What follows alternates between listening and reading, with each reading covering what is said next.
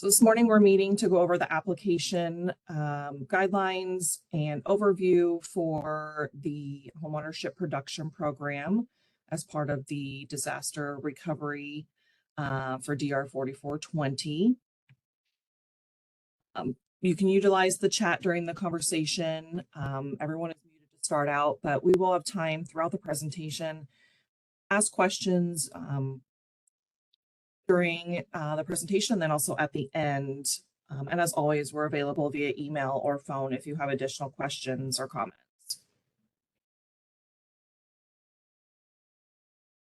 To start out this morning, as most of you may know, I'm Christina Zink. I'm the Disaster Recovery Housing Program Manager.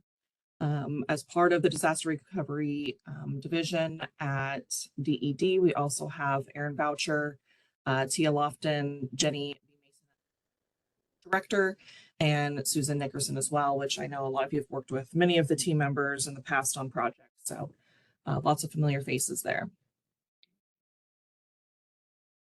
Just touch on the background of the disaster recovery program, just as a reminder. Of the total award of the CDBG DR, federal rules require that 80% of the funds be invested in the HUD identified mid, which is the most impacted and distressed counties. And those include Dodge, Douglas, and Sarpy.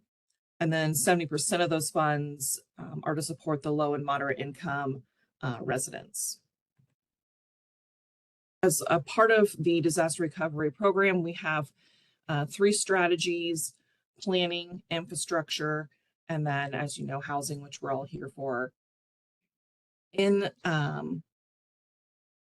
since there's a statewide disaster and to have some flexibility in the different programs, we are focusing the housing programs on the mid area. Of the housing construction program, we have 3 construction programs. One is a small rental program, which we are working to launch shortly. And then the second program is our LIHTC gap financing program, which is for the low income housing tax credit with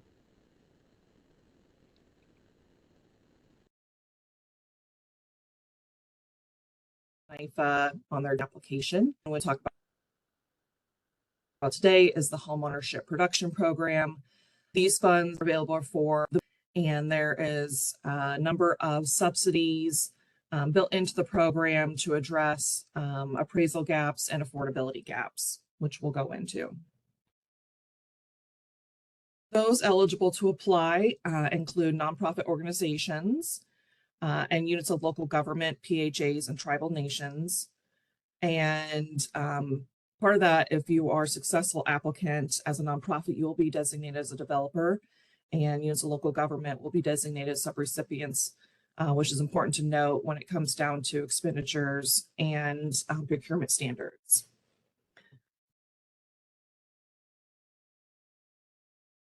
The goal of the homeownership production program is to rebuild from the disaster, increase opportunities for owner-occupied affordable housing, and also increase the community resiliency in the face of future disasters down the road.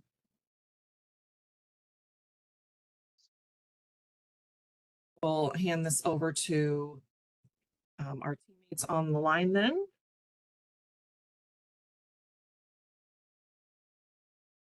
Hello, Christina, can you hear me? Yes. Okay. Hey, everybody, this is Steve Latham from TDA Consulting. And Christina, I assume you still have, or somebody else has control of the slide, so I'll just sort of keep saying next, as it were. So as Christina, talked about at a high level, the HPP as well as the other production programs are a little bit different than many disaster recovery programs in that we're actually going back and adding units to the marketplace rather than focusing exclusively or primarily on renovating units that were damaged in the face of, kind of adding as she points out, resiliency to the market, right? If first responders can't live in the community and are 40 miles away, if there's another disaster, it's going to be that much more of a challenge. But within that, the HPP, the Home Ownership Production Program, really, like other federally funded home ownership production programs, there's a pretty consistent theme to how that works. And so we have three sorts of financial gaps that this program is intended to cover, to address. We have what's often referred to as the appraisal gap, or if you've worked with the home program, you'll hear the term development subsidy. That deals with the fact that it is common, not always, but common, that it costs more to produce a single family home to sell than that house may be worth, particularly when we're working with nonprofit developers at smaller scale than, say, a big for-profit home builder that's doing a whole 300 unit subdivision. Also, when we're working on infill lots and those sorts of things. So it's not uncommon to see that it costs more to produce a house than what that house is worth. The next challenge we have, even if we funded that appraisal gap, is that trying to make the home affordable to the low-income buyers, those folks at or below 80% that we're focused on. There's a gap between their purchasing power, the amount of mortgage they can afford, and what that house is actually worth in the marketplace. And so we refer to that as an affordability gap. You may hear that, and we sometimes will kind of default to talking about down payment assistance, but it's not purely the down payment. It's helping with the down payment, the closing cost, and often buying down the first mortgage from what it would otherwise take in an unassisted transaction to what is actually affordable to the buyer. And we cover that with a, in this case, a forgivable over time second mortgage, so that on the day they purchase the house, the combination of their first mortgage and their second mortgage, in effect, will be the full market value sales price of the house. And then, so those really deal with kind of the broad economics. But the other challenge we have is often the developers that we work with these programs, again, typically nonprofits, whether those are habitat chapters or community development corporations, what have you. There's often a financing gap. Even if you have the money lined up to cover the appraisal gap and the affordability gap, you still have to be able to go out and find the short-term financing to get the house, get the property acquired, the house built, pay your soft cost, etc. And DR is not funding the entirety of the project in that sense. And so you've got to go out and identify either your own working capital or construction financing. But usually there's a gap between the amount of financing that you can bring to bear and the cash needs during the development. And so we will refer to that as the financing gap. Because we all learn differently, the slide kind of covers this from a narrative standpoint. The next one, if you want to switch to that, Christina, kind of shows this more from a visual one. So we've got, and these numbers may or may not be your numbers, but they're kind of rounded off to follow the example a little bit more easily. So we have a project, just think of this as a single family house, just one house. By the time we buy the lot, build the house, pay soft costs, pay a developer fee, etc., we have a total of $250,000 into that house, but it's only worth $200,000. And so we have a $50,000 appraisal gap.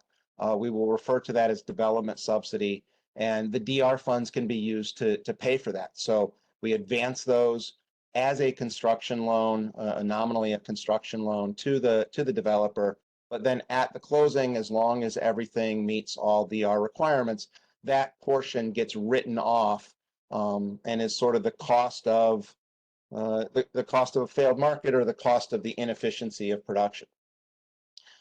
We've got a buyer, on the other hand, that is buying a house that's a $200,000 house. That's what they could turn around and sell it for, as it were, in the open market.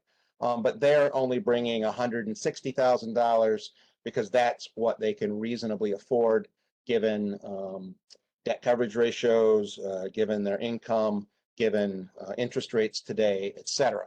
And so we cover the difference between what they can afford and what it actually costs to buy that house at market value with direct buyer assistance, again, sometimes called DPA, et cetera. In this case, $40,000. Again, that money has been advanced to the developer during construction to help cover a portion of those development costs. And then what happens at the closing is that the buyer assumes that portion of the DR debt as their second mortgage.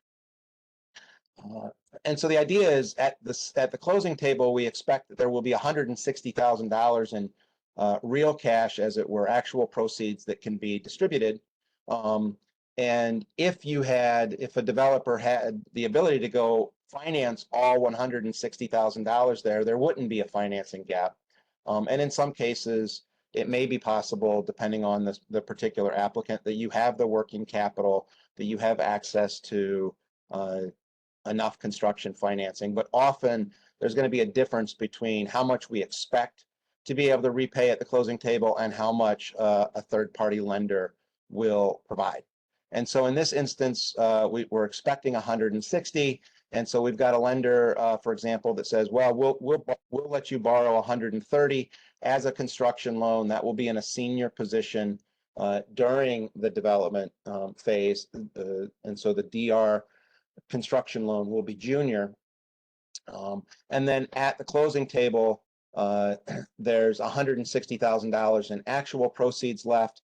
130 of that goes back to the third-party construction lender, and the $30,000 that is still left on the table comes back to DED.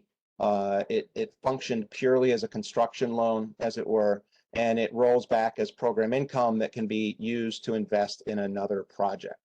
I think it's important here to kind of note that within this total development cost, we are assuming that includes the developer fee. So that's, you know, the developers here are in fact being compensated with the developer fee, and much of that will be collected in practice at the closing table from those cash proceeds.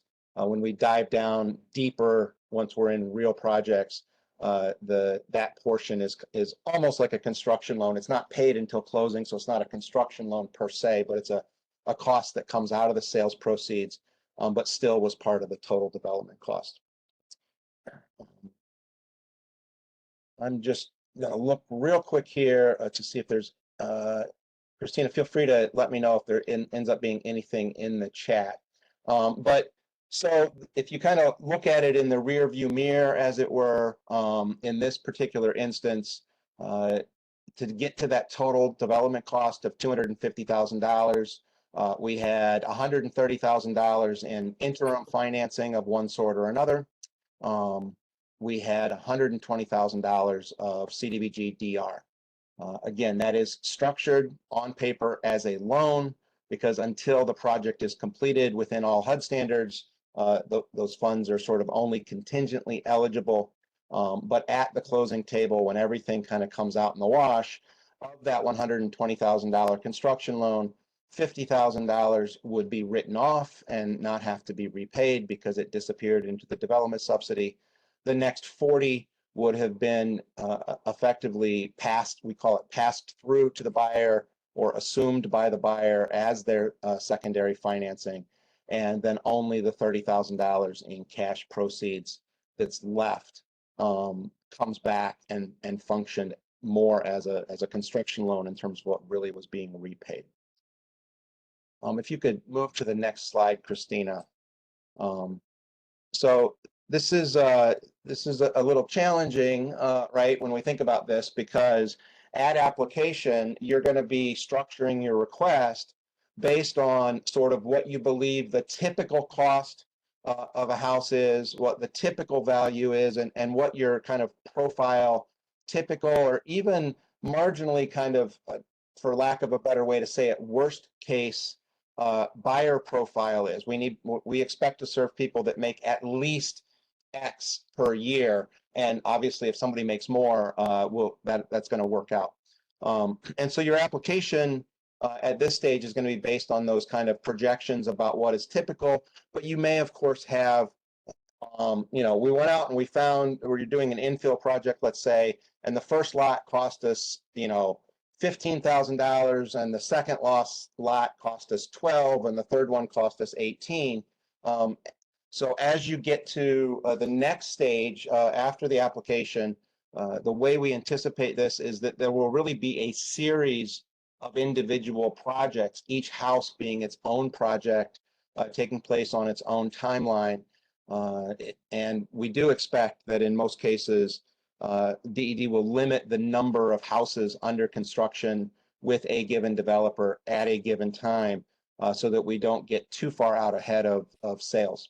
But at the stage of saying, hey, we found this lot at 500 Oak Street, now we know exactly what that lot is going to cost us. We've decided which of our house designs, many of you probably have a couple of different house designs, so which one's going to be used.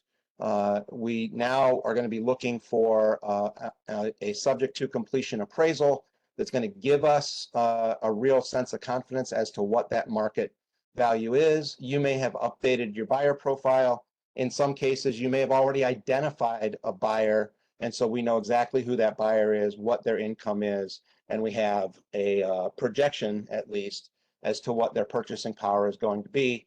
And you now have a more definitive package of what your other financing for that specific house is.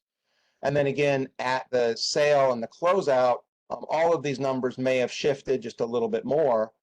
And so we'll have those final actuals for the critical, what's the total cost, what is the value, and what is the, how much did the buyer bring, and where were the other sources of financing, so that we'll be able to reconcile the portion of development subsidy, buyer assistance, and how much was the loan, really down to the dollar.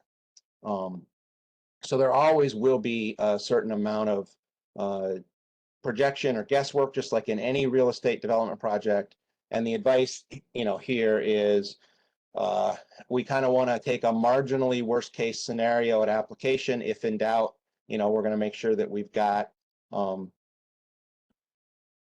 little bit of room in our budget, that we're realistic and not pushing too hard on market value, but also not trying to sell below market, and that we're realistic about the purchasing power of our typical buyers. Once we get to the commitment stage, again, we're going to have more specificity. There's still going to need to be some room that things can happen, of course. From the time you start construction until you're ready to sell, there may be cost overruns.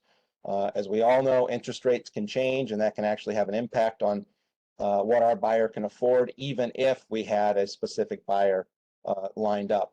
But this will all kind of work out in the end in a way that at the sale, we make sure that the developer is made whole, the lender is made whole, and that we are able to properly categorize all of the DR in terms of what its functional use was, as it were, relative or conceptual use relative to the appraisal, affordability, and financing gaps. I'll pause there because I know that's a lot. I don't know, Christina, if there have been any questions in the chat, or if you wanted to pause here or just wait until the end for questions.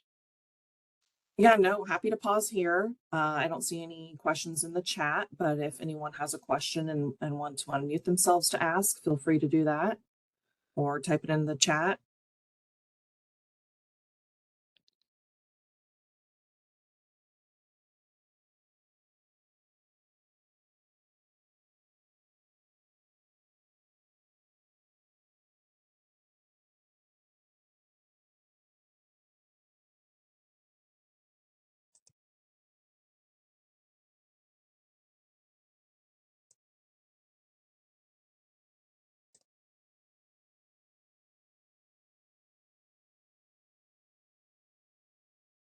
All right, seeing and hearing none, Steve.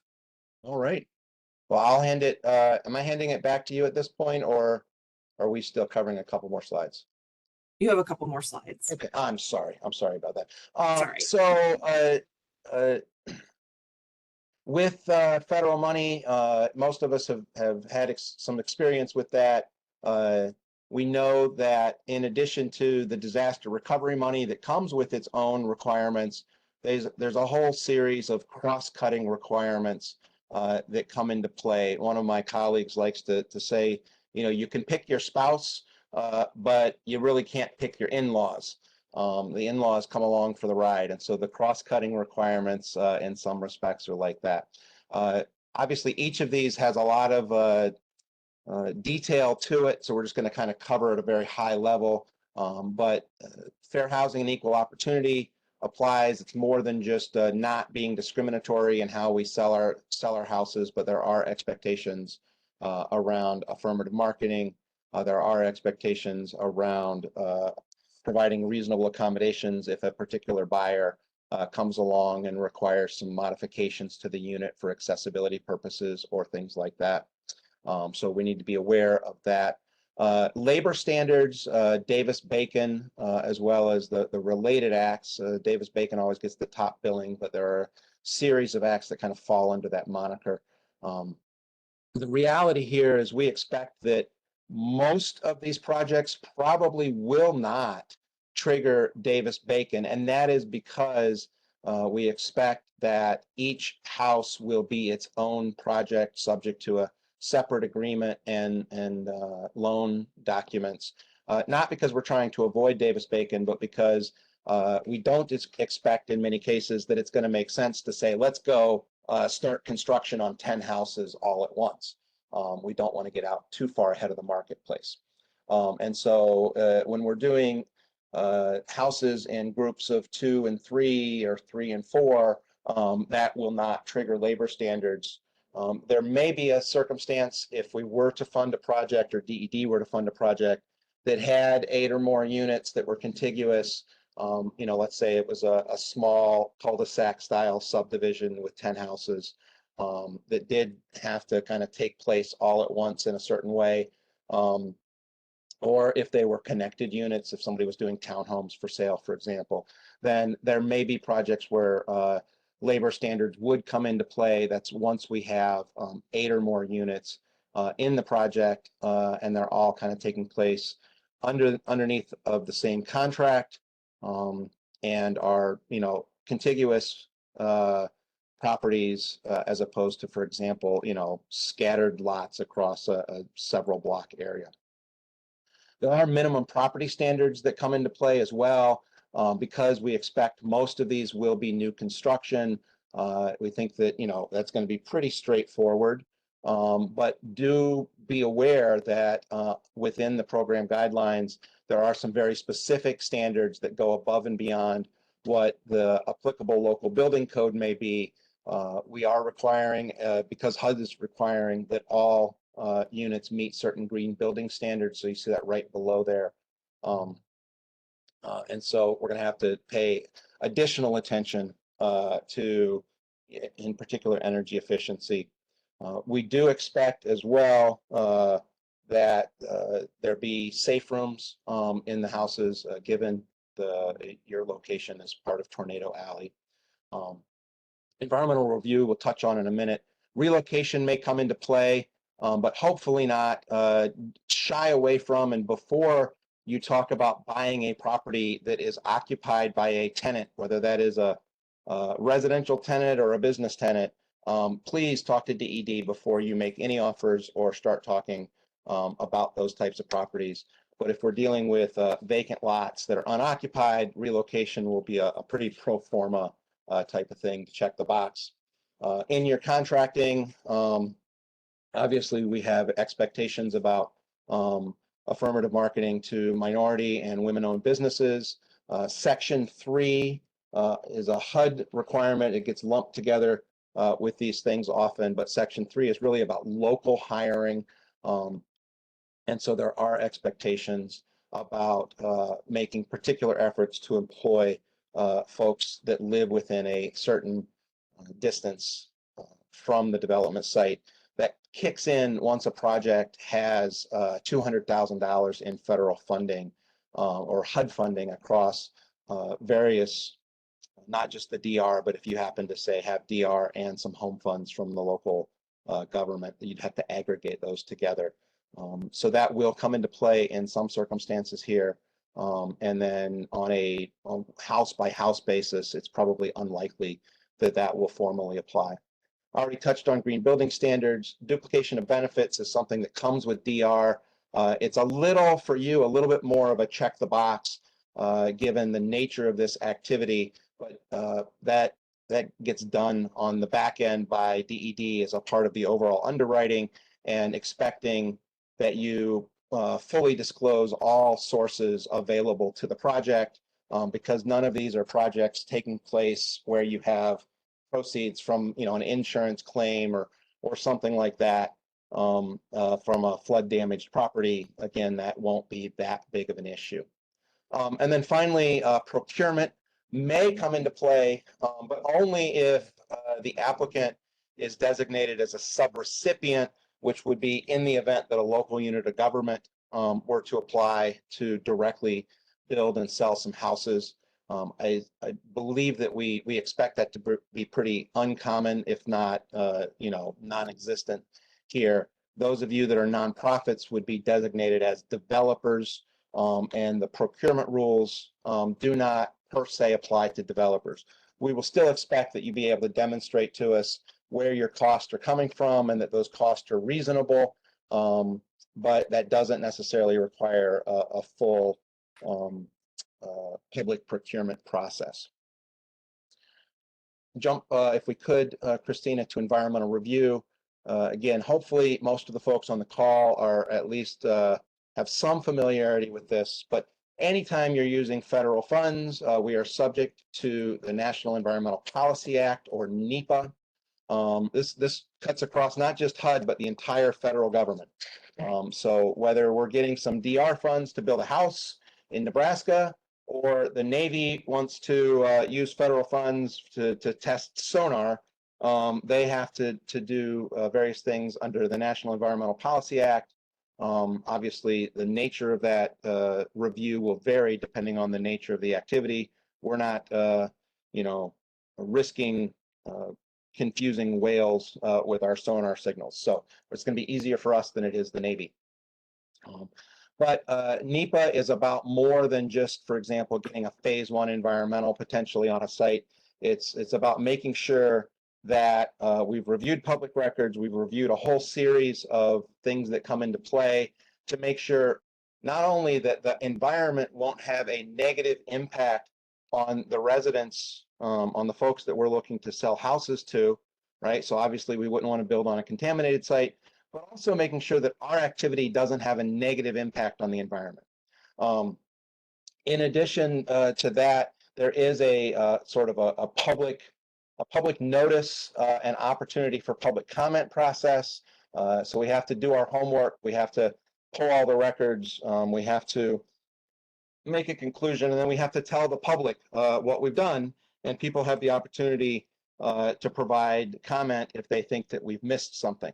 Of course, it's very uncommon in practice that we get substantive public comment, but there is a fair amount of process here, and there are timelines in terms of we got to get this done, then we have to post it. It has to be, in the paper.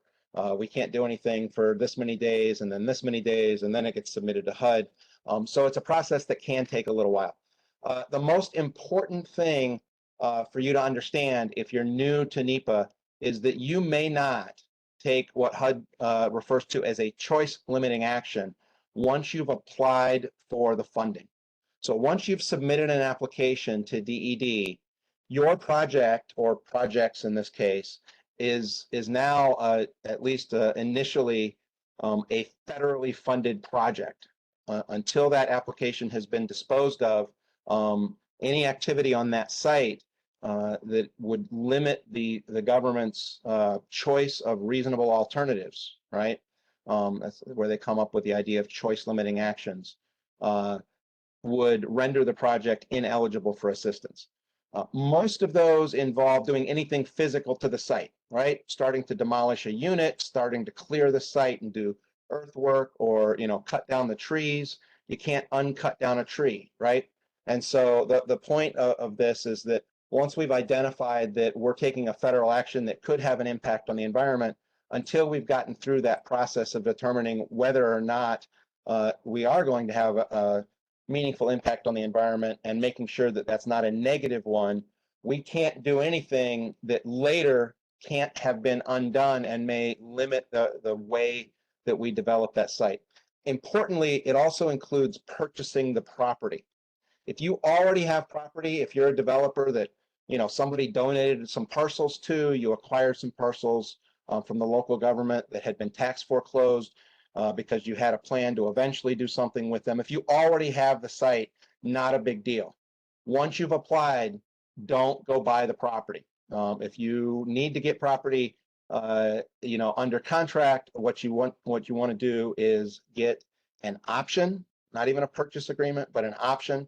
If you're in that situation, please call DED in advance and we can talk through that with you and make sure that you've got some of the very specific language that should go into those option agreements and those sorts of things. But if you buy the property and the environmental review were to then say, hey, we're not sure that we should even be building on this lot, then you've limited the choice of alternatives, including doing the project in a different location. And so that is a violation of NEPA. And at that point, the project becomes ineligible for federal assistance. There's a lot of things in working with these programs where a good faith mistake can be fixed. This is one of those where once you ring that bell, it pretty much will stop a project dead in its tracks. So it's important to understand not taking that choice limiting action. And then just a few things to mention at the end, right? When we're looking to sell the houses early on, we're probably projecting, identifying properties, and we may have a pipeline of actual buyers, but often we're still kind of thinking about a typical buyer, and then later we're going to match buyers to houses.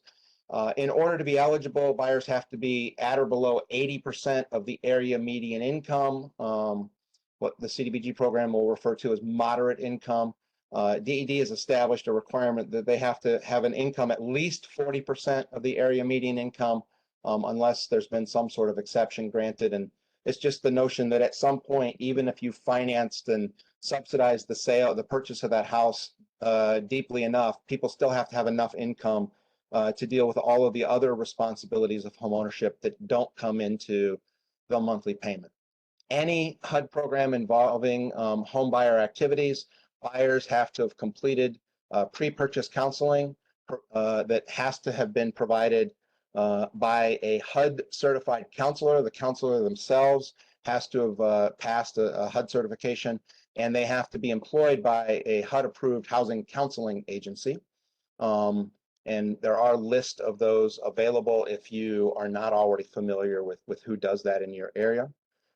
We expect buyers to make a cash contribution, whether that's for their down payment or their closing cost, including paid outside of closing if they have to go pay that first year's insurance, for example, or they have to pay for the lender's appraisal in advance.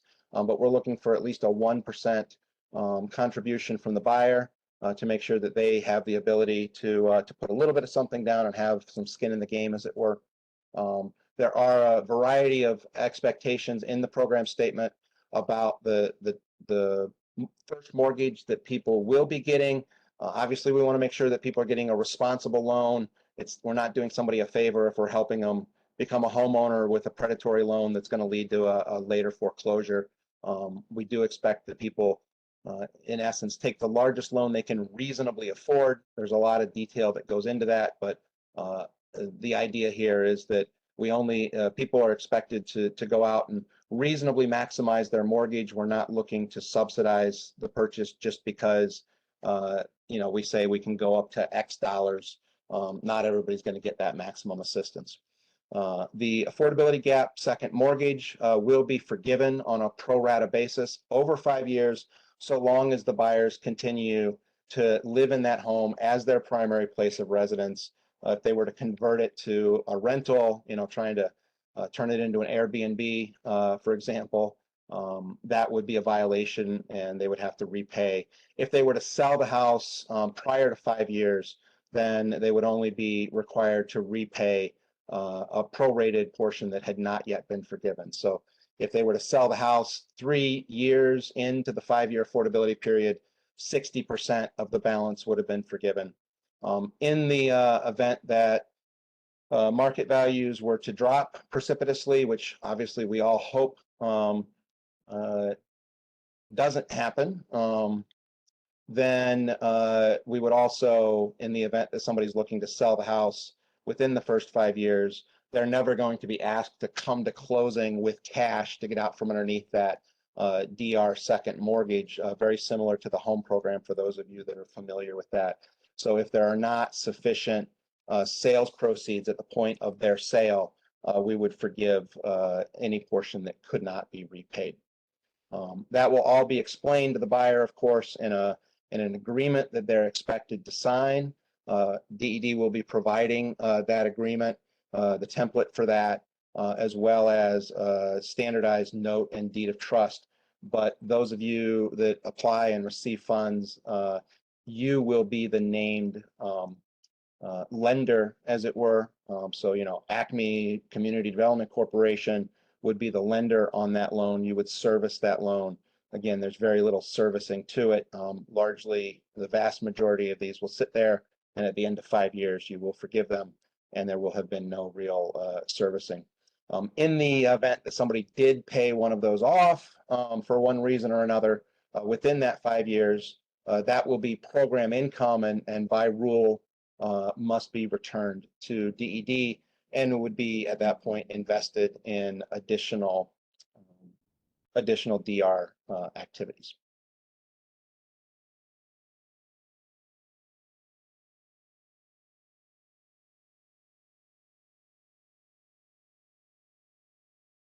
Thank you, Steve. Pause here for questions. We do have a few in the chat. What type of documentation will need to be provided to show that the HUD counseling requirement was met? Is it like a certification of completion? Yeah, the counselor should, the agency that provides the counseling should be able to provide a certificate, that indicates that they've completed that, and that also indicates that the agency is a HUD certified HUD housing counseling agency. So it's not going to be, it's something that should normally be provided by the housing counseling agency kind of in the due course of business. And it'll just be a matter of making sure that you've got a copy of that for the file. Often what's likely to happen is that, it's going to be a little bit of a two-way street, I would imagine. One, if you have a relationship with a housing counseling agency, that's a great way to market these units because that agency regularly is coming into contact with buyers, with folks that want to buy a house, that are getting that are working through the process of educating themselves and maybe getting themselves ready, and are overwhelmingly, although not exclusively, likely to be in the below the income limit of who we can serve, or within the income eligibility limits, right? Not over income. And so that's a great way to kind of market these houses, to go, instead of kind of a broad marketing that has to reach a much larger audience of that includes folks that aren't even looking to buy a house or what have you. So they may get referred to you, but in other cases, a buyer is going to come to you looking to buy the house, and you're going to refer that buyer to a housing counseling agency. So it'll work a little bit of both. It can probably work both ways. And if there's any confusion in that, I'm sure that we could get together if need be and just kind of talk through that. But I don't think that getting documentation of that's going to be any big deal. Great. Another question. If the applicant doesn't mind taking the risk on NEPA, can they include acquisition costs in the gap calculation if it was completed between now and the award? Yeah, well, okay, so let me, yeah, let me approach that very carefully. Um, there are folks at HUD in the environmental section that take a very broad interpretation of when a project becomes federal. And so if you're sitting here kind of asking DED, hey, we're kind of got our eyes on this particular parcel, what if we go buy it now and then we apply? There are some HUD folks that would say that kind of is a violation of NEPA. The bright line really is when it is that you've applied for the funding. So what I'd rather talk about, I'd like to avoid, kind of suggesting that, hey, go out real quick now and buy the property. Obviously, if you did that, you're at your own risk. And, if it's too obviously connected to a very clearly intended ask for federal funds, there's some risk there that HUD would look at that sideways. However, let's look at it a different way. I'm going to flip that. You went out a month ago and bought a piece of property because it became available. You're a developer that does this stuff. You might apply for federal funding later. You might get some private funding. You're not sure. It's a great opportunity. You couldn't pass it up, and you figured that you're going to have a way to make that work. If you decide to use that piece of property, I'm just going to pretend it's a single lot, right? Then that definitely, the acquisition cost of that can be included in the overall sources and uses of the project, right? We're not expecting that you went out and paid $20,000 for a lot and that you have to contribute that and not get any of that money back. The one thing that to know though is that if you did previously acquire a lot and now you want to bring that lot into the project, we're not going to be able to reimburse you for that purchase when we close on the DR agreement, because we can't reimburse you for things that happened prior to the agreement, with some very small exceptions, right? And so any money that you've previously put out the door on a speculative basis, you would need to be able to carry through until the sale. But it would be treated very much like in the slide when we talked about a construction loan. If you've invested your own equity in purchasing that lot, we would definitely give you credit for that in the pro forma, and that would be paid from the proceeds of sale on the same footing as if it had been a bank loan, for example.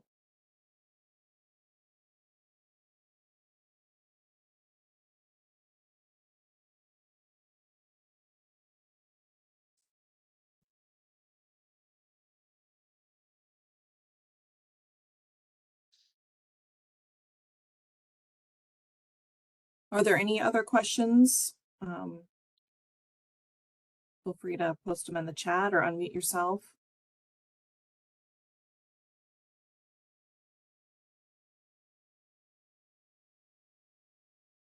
Well, thank you, Steve.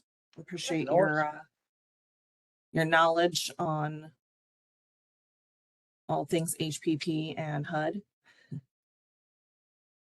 So we'll get into application for funding process. We are requiring a letter of intent. Letter of intent is due by Friday, May 26th at 5 p.m. That will be emailed directly to me.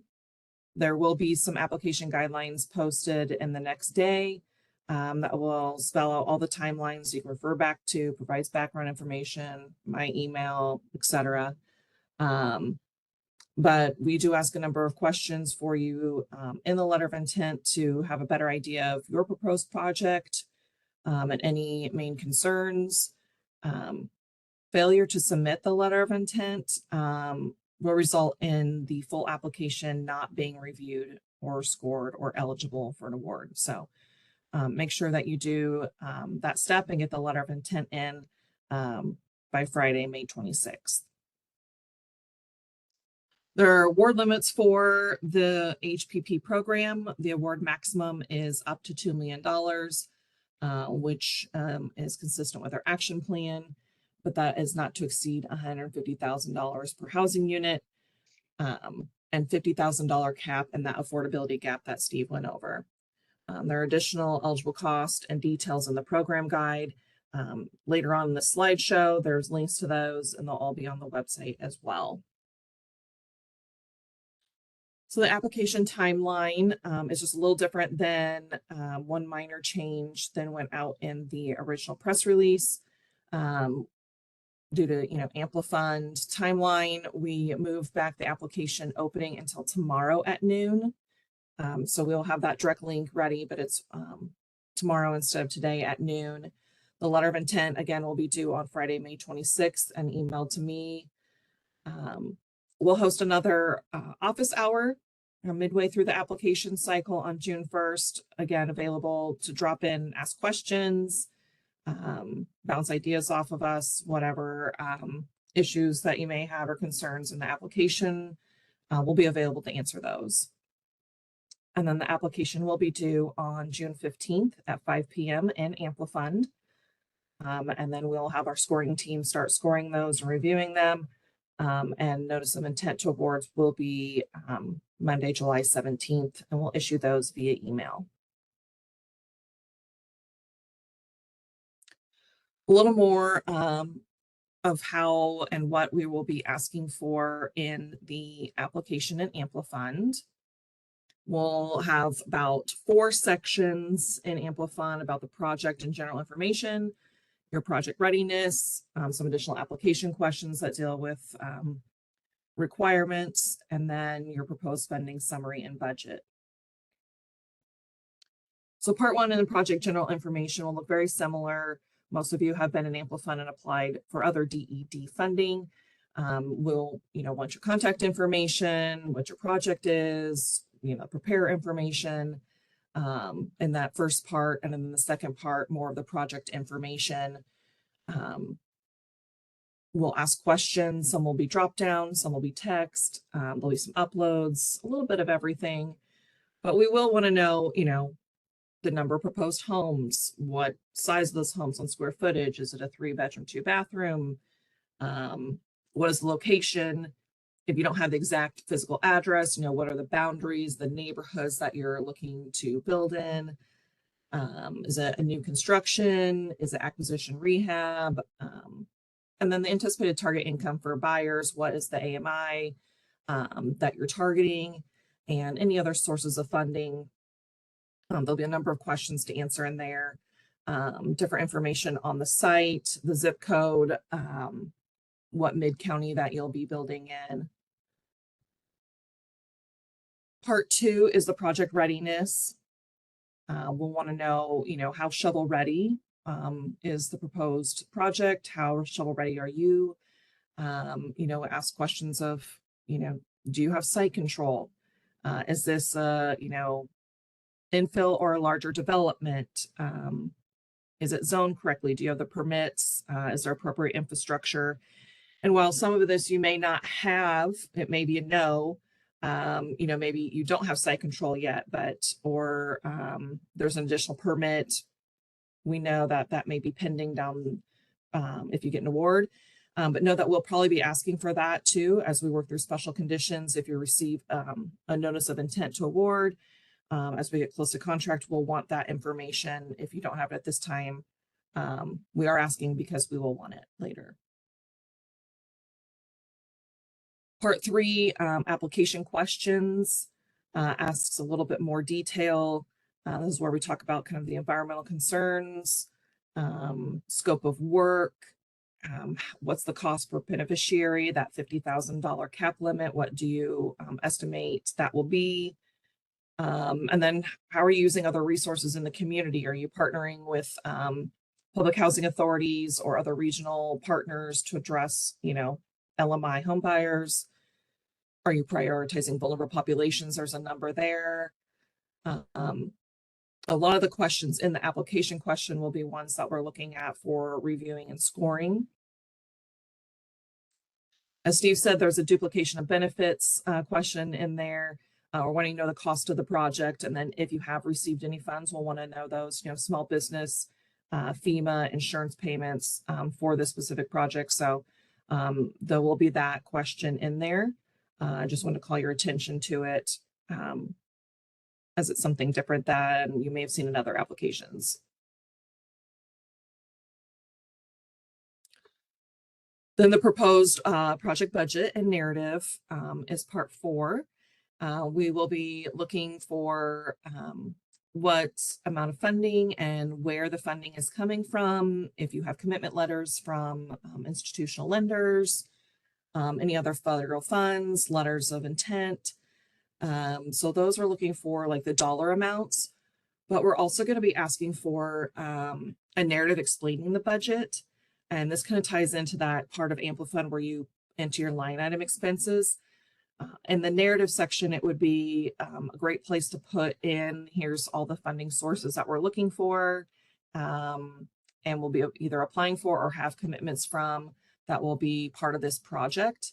So what their sources and uses are will be important. And we're asking for that narrative summary so we have a full picture of the funding sources, so that in Amplifund, as we get to it, when you enter the budget items in Amplifund here, you're just entering the CDBG-DR funding. That way, the payment processing request and proof of payment isn't so complex. You'll just be providing proof of payment for the CDBG-DR funds. So in the narrative section, we'll want to know all sources. In this budget view here, for the proposed budget categories, the acquisition, hard cost, soft cost, just CDBG-DR funding. Try to make it easier. There'll be a performance plan, so different project timelines for you to add in. This will be important because we'll pull those performance plan project timelines into milestones in the award agreement and also be used for reporting needs. So be thoughtful about your project timeline and performance plan goals.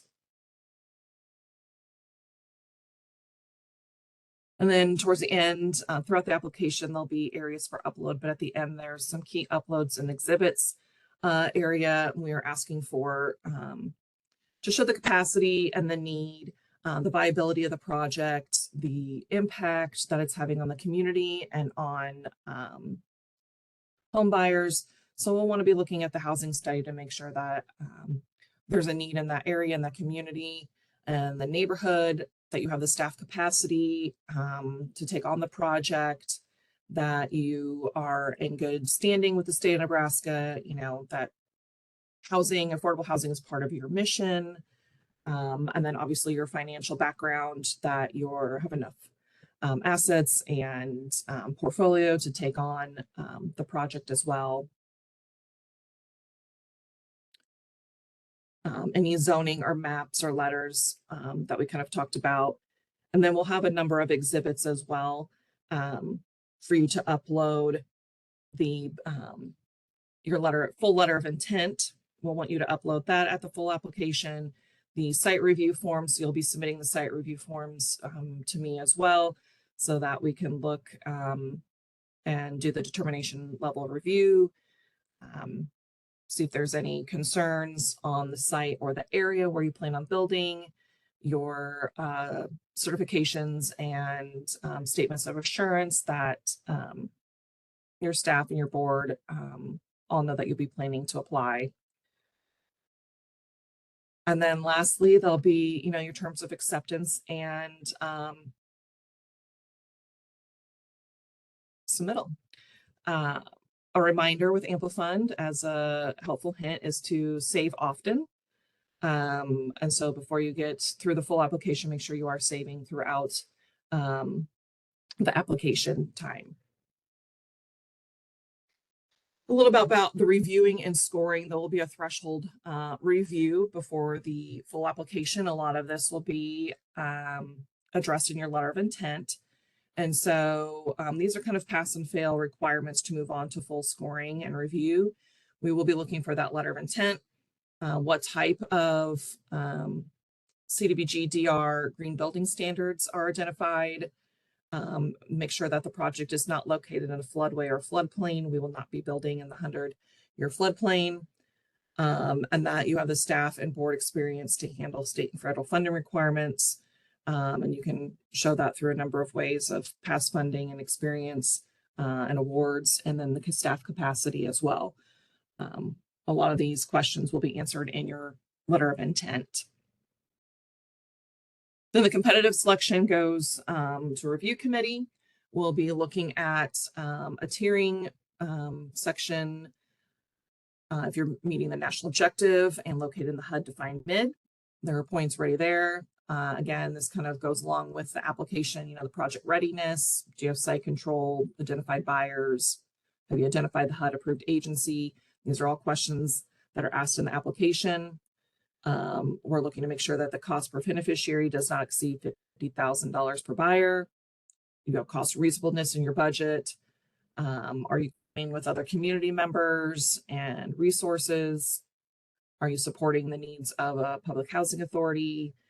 And then your marketing plan. So how are you doing outreach? How are you prioritizing disaster survivors or vulnerable populations?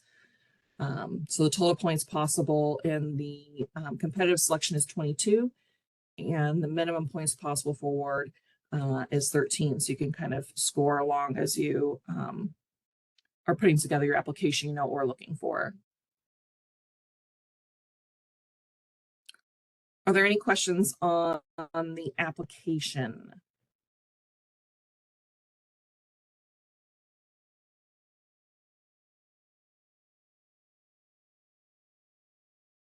Seeing none and hearing none. Just as a reminder, the letter of intent will be submitted outside of Amplifund to me directly by Friday, May 26th. The full application will be submitted, filled out and submitted in Amplifund by June 15th. So some next steps, you know, please go to our website, review the program guides. The application guidelines will be posted shortly. Spend a good amount of time and trying to be thoughtful and forward thinking of questions you may have about kind of the program itself and then the application. So please review that, go back to that if you have questions. And then just a helpful hint, make sure your Amplifund login is current and up to date. I know mine password expires every now and then, so make sure that that is current. Submit your letter of intent by May 26th, and then mark your calendar for June 1st. We'll send out another email with registration information to join us for our open office hour. And additional resources. This slideshow and presentation will be on the website as soon as possible. There's direct links here to fact sheets and program guides. Again, finalizing the application guide. There's green building standards information on CDBG-DR in general. Lots of the application exhibits and requirements will be in our toolbox. Which if you go to the CDBG-DR page under housing programs, highlighted here in yellow is where you'll find drop-down menu for additional resources, the program guides, technical assistance. It's all hopefully in one helpful place for you on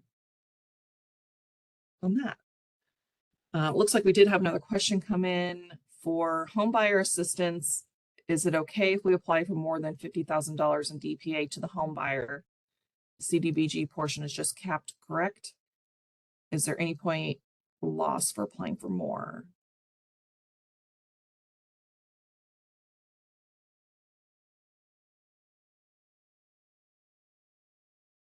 The cap is $50,000 per home buyer. As part of that affordability subsidy, and as long as it doesn't exceed that is what we're going to look for in the application. So if you Christina, if I could, let me jump in. Yeah. Not to put you on the spot, but and Janine, I think if you wanted to come off mute and ask your question, that's fine too, because sometimes we get a little bit more detail. So the thing that confuses me is like where you say, is there a point loss for applying for more? So at the moment, the issue would be you can only seek, $50,000 that's per unit, right? That's going to pass through to the buyer. So there's not even really an ability, as it were. It's not that the system stops you, but you're outside of the program guidelines if you said, no, we want the 50 and we want to ask for 25 more, right? That's kind of not really, there's not like this incremental additional bucket out there. So that's the first thing I would say. That said, we are obviously very sensitive to the fact that, in the last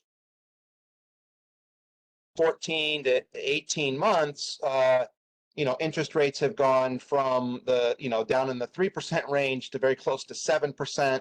They continue to bounce around. That has had a huge impact on the purchasing power of everybody, but of particularly the low-income buyers that we would intend to serve here. So if you have modeling that sort of says, hey, we really think that we're trying to serve people that make this many dollars a year, and the prevailing interest rate right now is this, and the taxes on the house that we build, because we've done others in this neighborhood, we know are going to end up being this, and the insurance is that, and the numbers just plain don't work. Then I think what I would suggest you do is have a, touch base with DED ahead of the deadline. We can have that conversation and talk about whether or not some sort of a waiver or something like that was in order. If, for example, it was like, hey, we still can do this within, no more than 150,000 per unit, but we need, to be able to go up to 65 with buyer assistance. Then I don't think that that's, again, not to put DED on the spot, I don't think that's outside the realm of possibility, but it's also not explicitly anticipated at this moment, and we would want to, be sure we were on the same page, and very clear as to why you were asking for that, so that that could be incorporated into the review of the request. Does that all sound fair, Christina?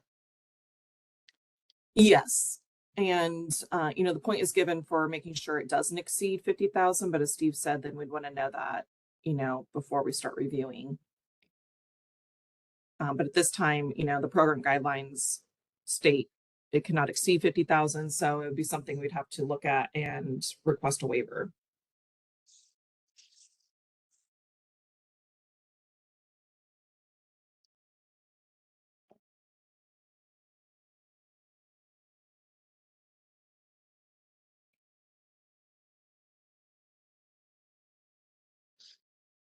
Are there any other questions?